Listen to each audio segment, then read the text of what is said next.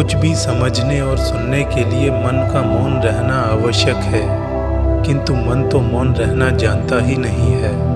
वो तो निरंतर कुछ न कुछ कहता रहता है।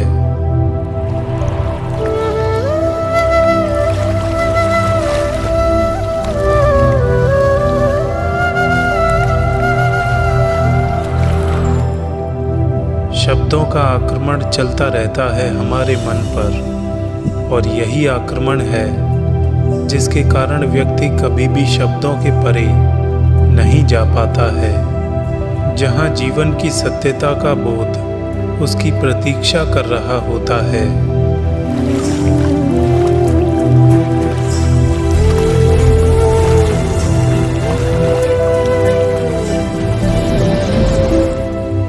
जिंदगी के बारे में तो एक वाक्य ही काफ़ी है, जब आ ही गए हो तो जीकर ही जाइए। जिंदगी मुस्कुराने लगी जब से खुद को जान लिया। जिन चेहरों पर मुखौटे लगे थे उनको पहचान लिया। खुद को खुश रखना भी एक बड़ी बात है, इस राज को मैंने बखूबी अब जान लिया।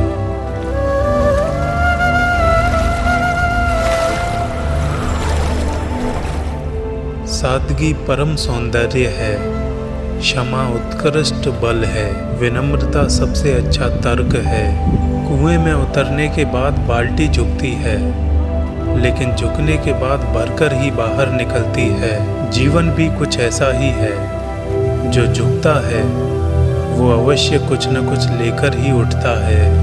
हमारी आंख अक्सर वही लोग खोलते हैं जिन पर हम आंख बंद करके भरोसा करते हैं। कामयाब होने पर मिठाई मांगने वाले अक्सर वही लोग होते हैं जो तकलीफ में हाल पूछने भी नहीं आते। इंसान और पतंग ज़्यादा हवा में उड़ें तो समझ लेना वो कटने वाले हैं।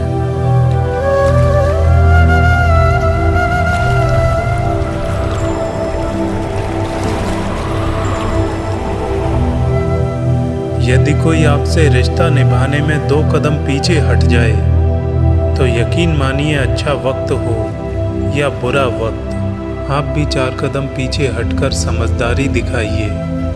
अगर इंसान दिल से अपनी गलतियों की माफ़ी मांगता है तो ईश्वर उसे कभी मायूस नहीं करता।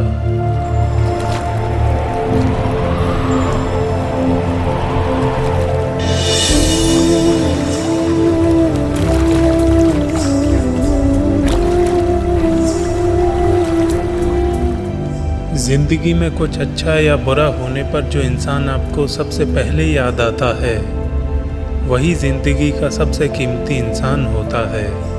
अगर मोहब्बत के 100 हिस्से किए जाएं तो 99 हिस्सों की हकदार हम सभी की माँ है।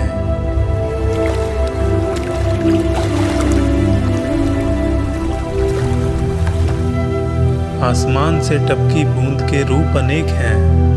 नीम पर गिरे तो कड़वी, सांप के मुंह में गिरे तो जहर, और सीप में गिरे तो मोती बनकर निखरती है।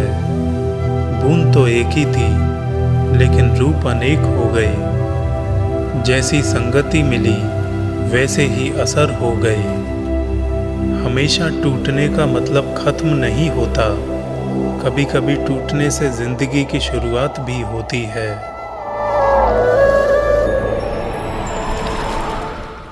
मानव मन केवल प्रत्येक व्यक्ति पर एक बार पूर्ण विश्वास बनाए रखता है।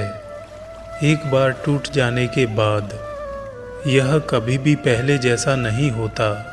जब तक मनुष्य के जीवन में सुख दुख नहीं आएंगे तब तक मनुष्य को ये एहसास कैसे होगा कि जीवन में क्या सही है और क्या गलत।